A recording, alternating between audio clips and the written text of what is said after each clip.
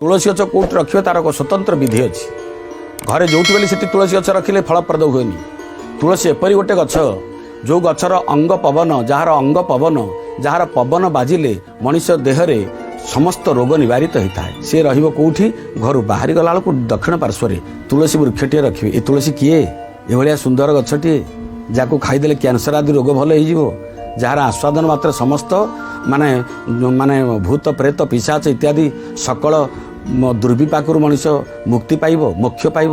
एवं जो तुलसी भगवान को श्रीअंग लगिले भगवान प्रसाद लगिले ता अमृतायित हम। ये कौटू आसला जिते समुद्र मंथन होता दैवासुर मान मध्य गोटे पटे देवता गोटे पटे असुर समुद्र मंथन रे बहु जिनिस बाहरला विष बाहरला अमृत बाहरला